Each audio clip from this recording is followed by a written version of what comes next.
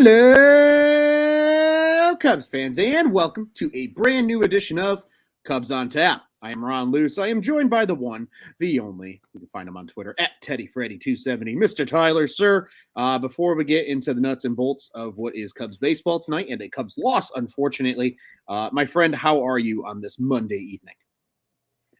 Nah, I was doing all right, and you hate to lose games like these, and I'm just kind of after tonight, Yeah, man is a good way to put it. Like, that's just kind of how this game felt, right? Because you and I talked a little bit in the pregame show. We always have a little pregame conversation, and like we kind of sat there and we're like, yeah, like this could have been so much worse, but it could have been so much better. It is is a very good word to describe tonight's game. But maybe in case anybody didn't see tonight's game, obviously Cubs lost in extras 5-4 to the Toronto Blue Jays. Cubs were up at 1.4-0, and subsequently found a way to piss it away.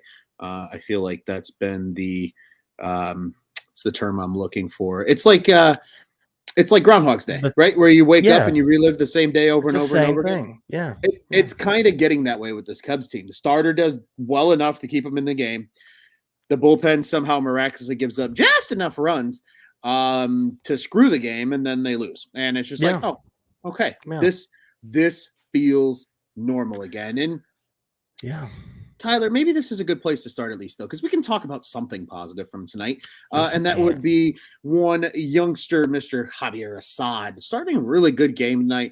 The numbers might not blow you away on the stat sheet by any stretch of imagination. However, 5 innings pitched, 4 hits, no runs, 2 walks, 1 strikeout.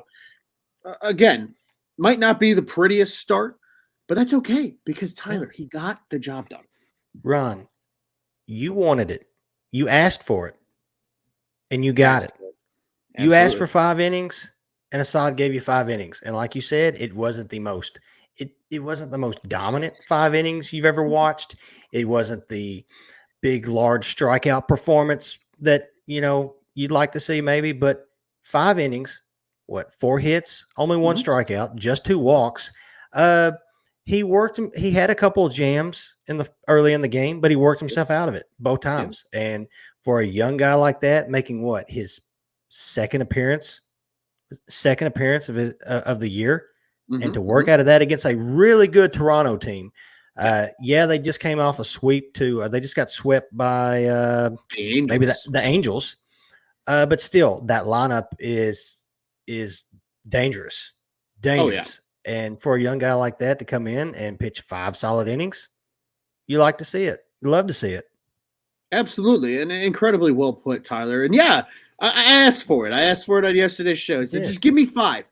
Give me 5 from Assad, and they should be able to do enough to make it through the rest of the game without having to burn a bunch of arms. And truthfully, outside of having to go to extras and, essentially using Leiter, who I thought was going to start Wednesday's game, clearly that's probably off the table now, if we're being entirely honest. But unless he only goes maybe 2 innings, they do like a full bullpen type day. But, I really like what I saw out of Assad. And I think what it was, Tyler, is like you said, right? It wasn't the dominant strikeout performance. It wasn't, he's totally locking them down. But it was just his ability to work out of jams. Like I joked earlier in the evening with my dad. I was like, he's doing his best Drew Smiley impression. Like, Drew Smiley thrives when dudes are on the bases. He finds a way to get out of it. Like, that's just what he does. Javier Assad's kind of doing the same thing. He did that in his first start. I got to be there for his first start. That was pretty cool. Back on Tuesday against the Cardinals of last week. And he did the exact same thing. There was a couple of times where he had multiple base runners and somehow managed to work his way out of it without giving up damage. And that's all you can ask for, really, especially out of a young guy, right, who I don't want to say was rushed, because I don't think he was rushed by any means, but he did just get to AAA this year. So really, he started the year in AA, and he's already in the bigs. And that's quite a statement that the Cubs had enough faith in him to start him and at least see what they have in him. I don't know what his Rule 5 eligibility and all that nonsense is. I don't know if he has to be added to the 40-man next year. And maybe that's why he was the first kind of guy called up type deal. Mm-hmm. But again, I am just as happy with a guy doing what Assad did tonight. As long as that earned run in that run column says 0 in the stat line, I don't really care. You know what I No. mean? Like, as long as you're getting out of jams, like I was so impressed because early in the game, right, 2 quick outs, bang, bang. Mhm. Then all of a sudden it's bases loaded, and you're like, shit. Yeah. And then boom, he gets a fly ball to Ian Happ, and that's all it takes. And it's like, okay, that's good. He doesn't seem like he's razzled on the mound, even when he, No. gives up some contact. And that's really hard to find in a youngster. I mean, It is, yeah. he's been around, right? I mean, he's this is I think his 7th year in the system. Something like that, yeah. And to be honest, for strikeout pitchers like that, like in situations like that with guys that are, big time strikeout guys, a lot of situations like that can cause them to, overthrow pitches and just walk Mhm. people. And honestly, he didn't show that tonight. He hasn't showed that so far since he's been Yeah. up with us. Exactly. He likes throwing the cutter a lot, right? They showed it in the pregame graphic, which is nice, right? Because now that we have a game of him under the belt, we can kind of get an idea of what he likes to throw. Doesn't throw a lot of the off-speed stuff. It's just fastball cutter, and that's okay because the cutter looks like works. a fastball, It- and that's it's how you worked induce. so far. Yeah, that's how you induce that weak content, right? Or weak Yeah. contact. Pardon me. And the Cubs have said it all season long, and you hear about them talk about it in the pitch lab, and we see it especially with guys like when they've come back. And like Justin Steele was a perfect example of that, right? Last year, when he was coming out of the bullpen, he was pretty much exclusively fastball slider, right? And he was dominant, looked great. Then he started working on other pitches and stuff like that. And he got beat up a little bit. And then look at this year. He's come back out and yeah, he'll throw the off-speed stuff. He'll still throw that sinker just to keep you honest. But mostly he's a fastball slider guy. And it's a deadly fastball slider combination. Yeah. And now you're seeing that pay Filthy. dividends for him. I think it's It the same works. case with Assad, right? Like throw the fastball, throw the cutter, because that cutter looks exactly like a fastball coming out of his hand. And that's how you induce that weak contact. You get guys to either swing over it, and hit a dribbler, or if they do get a piece of it, it's not solid bat contact. So it's just, a fly out to right or a fly out to left.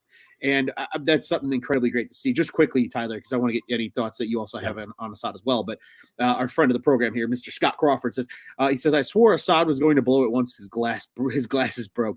Then he went into the zone and threw darts, barely being able to see. And yeah, That's I what mean, it was. that's You broke my glasses, and it just went off. Not It's my like- glasses. yeah, right. It's like John Wick with his dog, except it's Assad with his Yeah. glasses. Like, I'll show you. you broke my glasses. Oh, and he like turns into the Hulk and starts That's it. throwing gas. You know what I mean? Like, Yeah. and who knows? I mean, I like Assad, and you know what? Do I think he's a long-term starter on the Cubs? Maybe not. Probably not. No. I'll tell you right now, if he was relegated to a bullpen role and they're like, yeah, go out there and throw fastball cutter for an inning and just get guys Multi-inning to guy. roll Yeah. over Why shit. not? Yeah, hey, I'm not mad about it. And if it's not with the Cubs, hopefully he gets a shot somewhere else. But two Yeah, but games so far. So far, he's taken his opportunities. Like I'm sure you're fixing to say, he's taking his opportunities and he's running with it. And so far, so good. And we've got basically one more month left.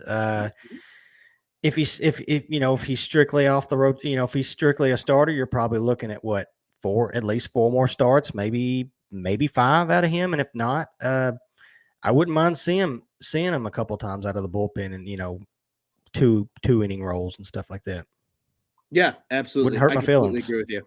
And like you said, he's doing what the most we can ask, and that's that ERA is still 0. So you love to see it. He's doing his job, and that's all that the Cubs can ask for. But speaking of guys that I don't want to say didn't do their job tonight, but just a series of unfortunate events is really what it felt like.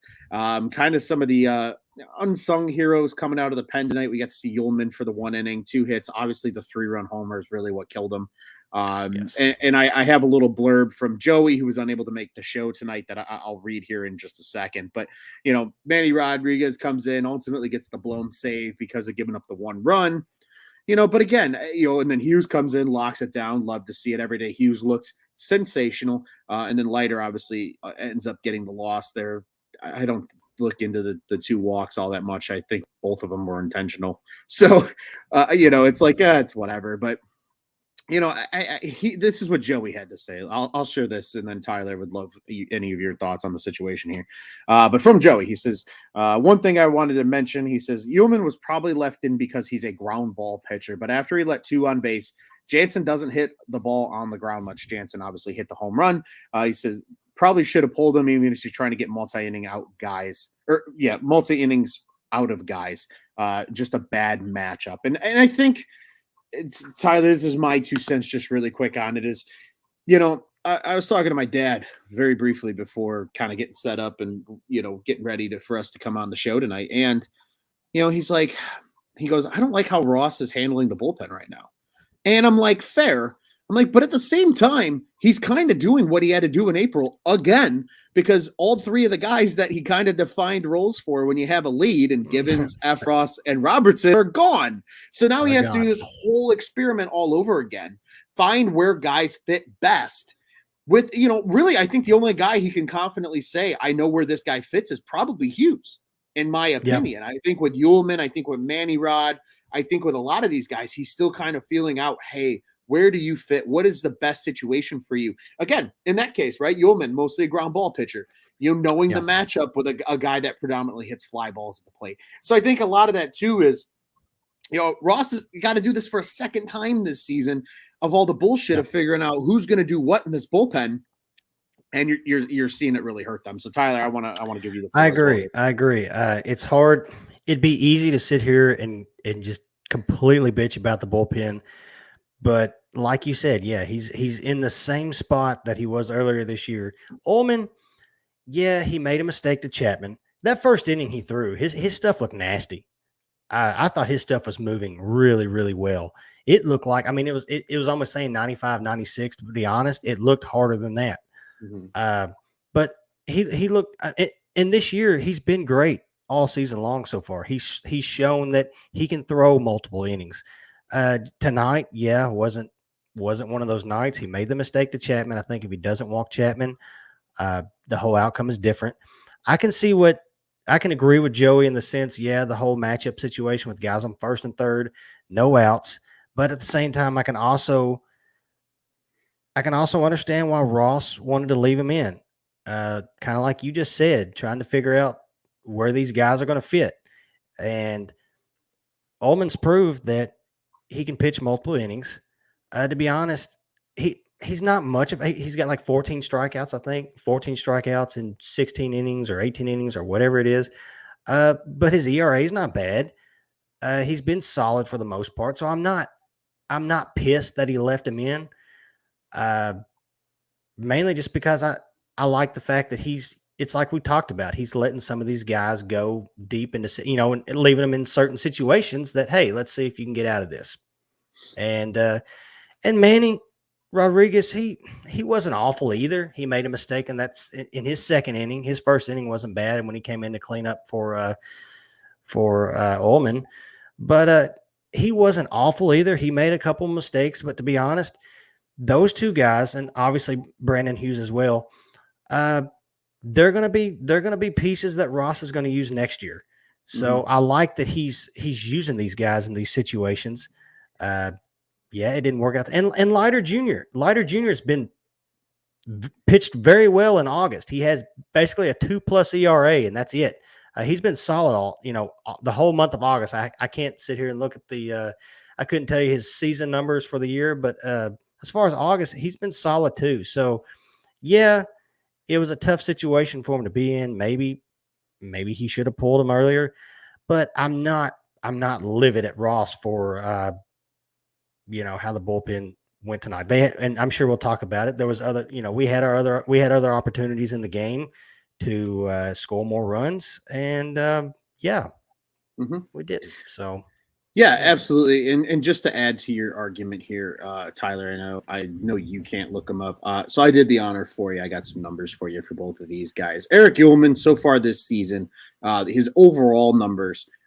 He's 2-1 on the year, 3.71 ERA in 14 games. He's pitched 17 innings in those 14 games with 14 strikeouts.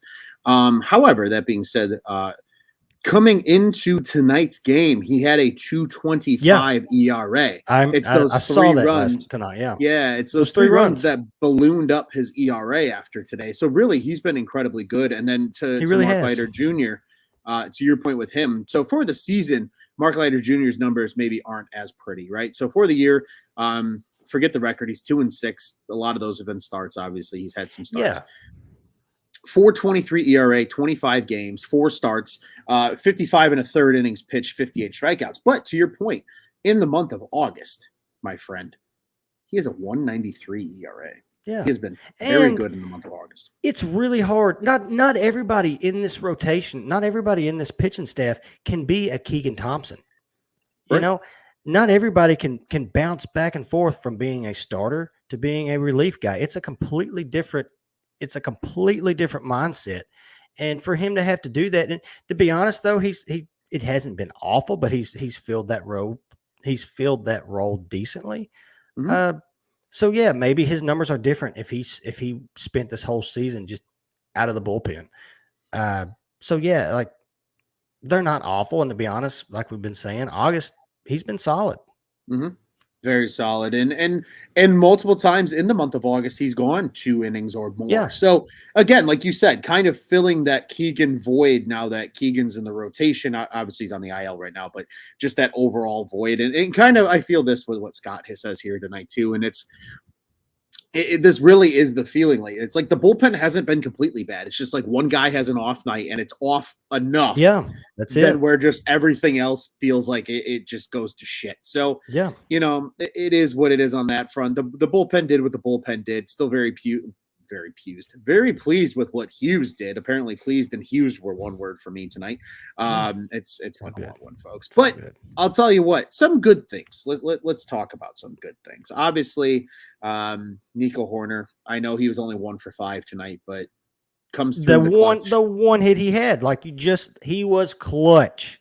And to reiterate what we talked about yesterday, he is just consistently and continuing to remind everyone he is the best shortstop in Chicago.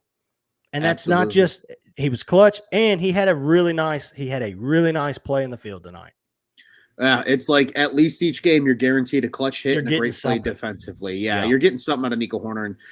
And Scott here in the comments says if Nico's the Dodgers shortstop, he'd be in the running for MVP. And who the fuck knows? Maybe he is because maybe he's driving in enough runs, or maybe he's scoring enough runs where people just can't he's surrounded ignore it. by that many weapons. Yeah, right, exactly. And he's doing it with. I'm not just blowing his horn because of it's just not what they have. Like you said, like who knows? It could be different. It absolutely could be different, and but overall. 14 hits from the Cubs tonight. Like I can't be too pissed off personally, Tyler. No. I mean, 3 hits from Nick Madrigal, 2 from Willie tonight. Good to see him get it a little right tonight. He also had the RBI and that ground out early in the game. Suzuki had 2 hits. Reyes had 2 hits. Had the base running blunders, but I know that's your little banner name here tonight with Franimal. But stick to the dingers, Franimal. Stick to the dingers. And, again, overall, a good night offensively. When you get 14 hits as a team, like, I cannot be too pissed off about that. You really can. It's just, name of the game, right? You got some bad luck in the 10th. Thankfully, both teams got bad luck, and having a double play turned in the 10th, kept the game alive. But it's just one of these games where, like, especially for a ball club that's young and still learning, and you're going to lose these sometimes. And these ones hurt, though, because, again, they did enough to win. You had 14 hits. You scored 4 runs. Overall, your pitching staff as a whole did pretty well. It was just enough where you couldn't get the job done. And it's like these are, I think, these are the most frustrating losses, Tyler. But at the same time, in my opinion, these are the ones they also learn the most from. Yes, they do. And it's just one of those things. You notice the really good teams, the playoff contender teams, they win these games. They find a way to win these games. But like you said, it's nice to see some of these guys offensively. Seiya, he's been crushing the ball the last 3 games. Magical. It's nice to see what he's been doing. And obviously Nico, Franimal, and Wilson finally breaking out of his slump. You like to see those things, but at the end of the day, it is a learning experience for them, these type of games. They know it. The really good teams, the playoff contender teams, they find a way to win these games, even if it's on the road. Absolutely. And that'll come, right? That'll come. It will. It will. That'll come, if the Cubs trade for Shohei Ohtani. That'll come if, PCA and some of these other guys come up and become stars that, I think a lot of Cubs, fans are thinking they can be and also just hoping they can be. And we signed Jacob deGrom. Yeah, who knows? Again, says, screw it, I want to come over here. Yeah. It's going to be such a crazy offseason with this team because there are so many, I don't want to use the term what ifs, but there are just so many kind of doors they can open. There is paths they can take this offseason. And the things we see in tonight's game, the way guys are doing, guys are producing, it's just going to make it that much more interesting. Absolutely. Absolutely. Nico, Hap, yeah. If Willie's here, I mean, even guys like Morel, right? Maybe didn't show up on the stat sheet the way you would have loved. He had a solid play at third tonight. He played third base really well. That Matt Chapman had that solid play early in the game. Right after that, Morel had a solid play, and then he had a very big heads up play. What was it in extras when he threw the guy out at second? And they were talking about, oh, they should have just, he should have went with the no, he tagged third and then tried to get the guy out at second, but still, and then he got pretty smart play in my opinion. I know they were talking about, normally you would throw to second and then, get the out at, first and all that, but like you just never know what happens in that situation. So it was a big heads up play by a young player. And a young player who we just sat here and talked about literally 24 hours ago, maybe a little longer than that he needs to play third base more. Like if he's going to be your third baseman of the future, he needs to get those reps. He needs to get that repetition at third base. And, he had the one little, I don't want to call it a wild throw, but like in extras had a little bit of a throw that pulled PJ a little bit off the bag, kept PJ stuck with. PJ's doing a nice job playing first base. I'm not mad at Higgins.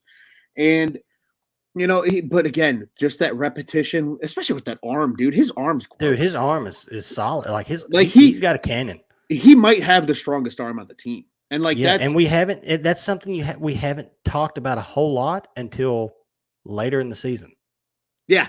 I feel like it. Once he's throwing out a couple of guys, and then when you just see that cannon unleashed, and it's like, he's almost like, I'm going to use a hockey reference on you, Tyler. I'm sorry. Okay, go for it. There's some guys that you watch in hockey where they're just so fast, but like their hands can't keep up. And like they never become like this elite player because they can't buck handle and like skate like as fast as they physically can at the same time. It's like Morel's almost the same way with his arm. It's like he's still trying to dial in that arm because that arm is so strong that like he can't even control it sometimes because it's doesn't just even know his own power.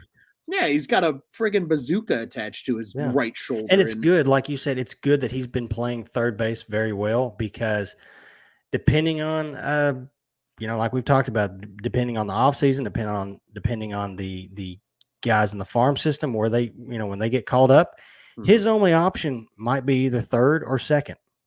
Yep. Depending on what happens. Yeah, absolutely. And I think there's certainly an option and an opportunity for him to move around a little bit. Like, would not be terribly surprised if there's days where he plays short and days where he'll play still like in center. And maybe you play him in a corner outfield spot too here and there, just as like hey, fuck it, we need you to go play there today because we want to give a couple guys off. That's okay. But as long as, like you said, as long as he's getting majority of the reps at the positions that he's going to be playing the most, which, like you said, and I agree, are absolutely third base and second base.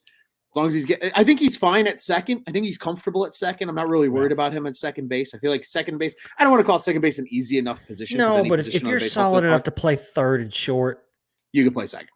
No offense to any second basemen out there, but you could play second. It's an easier throw to first. It's a different look. You have more time in the hole to, read a ball. It's a very different position than, like a short or a third. Again, there's a reason third's called the hot corner, right? So I absolutely agree with you there. But my friend, again, we sit here, we're 25 minutes into this thing, and it feels like we haven't talked about a lot, but we have talked about a lot. And again, this is just one of those games. You did enough to win. You didn't. This is a learning, opportunity for a lot of these young guys. And even you guys look at the guys who played tonight. It was a lot of youngsters, right? Like, I don't know. I mean, Franmil is still a younger player. Sayaz effectively a rookie. Happer's still a young player. But like Madrigal's a young player, played a lot tonight. Rivas looked pretty okay tonight. We saw Higgins quite a bit. He obviously had the big hit with the 2 ribbies. Morel played a lot tonight. And then pretty much all the pitchers were young guys. Maybe outside of Leiter Jr., and even Leiter Jr. has limited major league experience.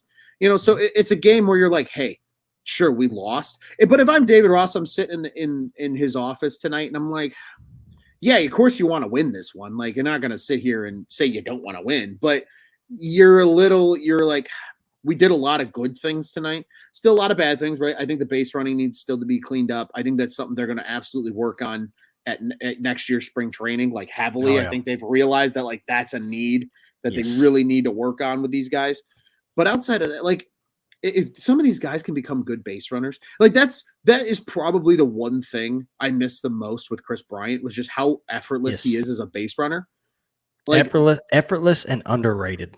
Yes, like if some of these guys can it's just cleaning up stupid shit. Like they're all pretty good base runners. Like Seiya's a pretty good base runner, Hap's a pretty good base runner, Morel's a pretty good base runner. Like most of these guys are pretty good base runners. It's just cleaning up some of the stupid mental mistakes. Yeah, it's not a major issue. Just like we've talked about, just bonehead mistakes. Bonehead mistakes indeed. So, my friend, I will go ahead and turn the microphone back over to you here. Do you have any final thoughts on this one tonight? It's like you said. I think after tonight's game, it's not one of those games where Ross is going to go into the locker room and slam the water cooler and be pissed off. Yeah, we had our opportunities, but at the same time, like we've said, there was a lot of good things to be excited about, to look forward to, and just hopefully, if we can continue to play like we did tonight, I think we'll win more games than we'll lose for the, going out to the, rest of the season. And I would just love to see them continue to try to play the playoff spoilers. They've shown so far, look, you're not going to play Chicago. You're not going to come in and play Chicago, especially all the playoff teams that are, we have left on our schedule. We're not going to be one of those walkover teams that you see on our schedule. Like, oh, well, this is going to be at least 2 easy wins. We're going to get a series win right here. We're going to, bump our chances up. It's not happening like that. You're going to have to battle us if you're going to win. You're going to have to earn it. We're not going to, we had a couple bonehead mistakes, but it was a close game. It was a very close game for the majority of the game. So if they can continue to show that and do that, I think we're going to finish off the season on a high note. Yeah, I absolutely agree with you. I think the only thing I want to add is, once again, just some kudos to Javier Assad. I think, again, 2 really strong outings. Keep doing it, man. Like, you're probably going to get a chance to stay in this rotation at least for he's going to get longer. Another start. He's definitely going to get another start. At least one. Keegan's, probably still going to be on the IL. They'll probably give Keegan a little more rest. Yeah, I think we see Assad maybe in that, not Cardinals series, but whatever series follows it. Maybe Cincinnati. Is that right? I have it up here. Hold on, let me look. I always have the schedule up, and I'm always never prepared. It is Cincinnati. Very good. And it's back at Wrigley, and they have an off day on the 5th, so it's a Tuesday. That should be series. Enough time. Yeah. There's a very good chance he might start that Tuesday game because. And can you imagine the confidence booster he'll have once he demolishes Cincinnati's lineup? I can't wait. Oh yeah, that's a lineup I could see him getting some Ks. Oh yeah, and beefing up that K number a little bit, but totally. Yeah, man. I mean, I think he's got another chance because in that St. Louis series, we're going to see Steele. We'll see Sampson again on his turn, and we'll probably see Smiley. So I would expect if Assad's still in the rotation by that point of the Cincinnati series, he's going to get a look in one of those games. So hey, just keep building off of it, and even if he gets sent back to AAA for a little bit, don't get discouraged, kid. Yeah. You did really good at the major league level for your first time as a 25-year-old.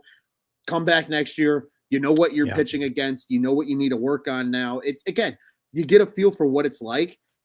Just take that and that's huge. That's huge. He's getting those major league innings, and it's huge. Whether it's 2 starts, 3 starts, or just 1 start, whatever it is, I'm telling you, he's going to be able to build off that for next year. Absolutely. And then I need to find a way to have Alek Manoah as a Cub too, because then him and Assad can have the same kind of body shape, that little bigger guy on the mound. There you go. I love me some Alek Manoah. Anyway, let's look ahead, Tyler, because hey, we oh yeah, that's right. And Joey jumping in. Speaking of that Reds series, just real quick, we will have Nick Kirby from Late Night Reds Talk on as a guest with us, a good friend of Joey's. And again, Joey's been on their podcast before for Reds Cubs series as a guest. So we're going to return the favor, have him on over here at Cubs on Tap as a friend of the program, which should be a good time. But Tyler, we got another one in Toronto, Ontario tomorrow between the Cubs and Blue Jays. On Tuesday, August 30th. It is another 6:07 start for those in the Central Time Zone, 7:07 for those in the Eastern Time Zone at Rogers Center. Again, I will harp on it. A gorgeous ballpark. You need to go if you've never been. The usual suspect, 670 The Score, Marquee Sports Network here in Chicago, and up in the Toronto market is SN 590 on the radio, and Sportsnet is where you can catch this one on your telly. It will be the Toronto legend himself and the Stro Show, number 0, Marcus Stroman on the bump. He makes his return in Toronto. I think this is actually the first time he's pitched in Toronto since I think it is. he left. Yeah. So pretty cool. They did a big, I think, tribute for him tonight before the game. Obviously, he met some fans and stuff like that. Just awesome moment. Stro. Awesome moment. Yeah. So cool. Just Stro being Stro, 4.10 ERA. He got beat up a little bit in that last start, but even then he wasn't even that terrible. 3-6 record on the year. And then on the other side, very good starting pitcher, Kevin Gausman on the mound. He's 9-9 on the season with a 3.15 ERA, very respectable number, and a 155 Ks. I'm going to take a little note out of our friend Joey's cap here. If I'm a betting man, whatever the over is for Gausman strikeouts, I'm hammering it. Because again, just something tells me that he's going to rack up Ks. But again, this is also a Cubs team we've seen where you only need 2 multi-homers from Ian Happ to be hits. He showed and you can still get the job done. So not saying they're going to lose tomorrow. I think Stroh's going to come, though, and feed off that Toronto energy. His first time back, awesome. He gets the pitch. There's rumblings that he's trying to get his old manager, John Gibbons, out for the game tomorrow. If that's the case and Gibby's in the building, son of a bitch, he's going 9. It's a complete game shutout. Nobody's touching him. It's some dirty shit out of Marcus Stroman tomorrow. But my friend, I want to turn it back over to you before I talk too much. Preview for tomorrow's game. It's like if you are a baseball fan, if you are into pitching matchups, watch tomorrow's game. And it's the best pitching matchup there is tomorrow. I've looked at all the other pitching matchups tomorrow. Stroman, Gausman, best pitching matchup tomorrow night. Dude, it's going to be electric. I hope we see him throw at least 7 innings. I would love to see that. Like you said, wouldn't be shocked if Gausman struck out at least 12. But then again, so what? All it takes is one. All it takes is one hit, a walk and a blast, whatever. But man, it's going to be awesome. I think I really, really, really hope that Ross lets him go because he's going to be fired up for tomorrow. It's going to be great. It's going to be awesome.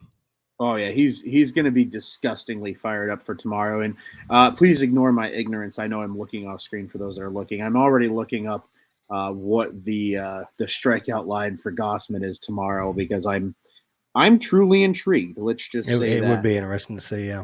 Here we go. I gotcha. Here we go. Let's see. Correct scores. Blah blah blah blah blah. So many things. You got to go through all these damn things. You got to find them all. I know Joey's better at sifting through this than I am. I am not the greatest, admittedly. Innings, hits, and runs. Pitcher props. Here we go. Nope, that's not what I wanted at all. Result, bottom of the first. Yeah, I don't know. We'll find it. We'll talk about it. But whatever it is, whatever the over is, hammer the over. I'm sure it's like 8 too. And if it's 8, if it's 8, hammer, definitely. Just take it. Because realistically, unless the Cubs truly beat up Gausman, and I mean beat up in terms of like 5+ runs, he's probably pitching at minimum 6. He's that kind of pitcher. There's a reason that Toronto went out and spent the money on him they did this year, and they're in a spot replace Robbie Ray. Oh yeah, they're in a spot right now where these are must-win games for them, especially coming off that sweep to LA. He's going as long as he can. I mean, these are you're getting into. They're getting into September. This is a must-win game. Every game for them is a must-win game here on out. Yeah, just because that AL wildcard race is so tight. I'm actually pulling up that race right now as we speak because, I mean, this is what the AL wildcard looks like right now. And they're not terribly far out from the Yankees. They're about Yeah, I'm doing quick math here. It's about Was it 9 like games back. 9 games out? But to be Yeah, honest, in their mind though, they probably feel like that they can catch the Yankees. Like right now, the Yankees just lost their lead to the Angels a while ago. Shohei hit a 2-run bomb. Like There you they go. feel like they can.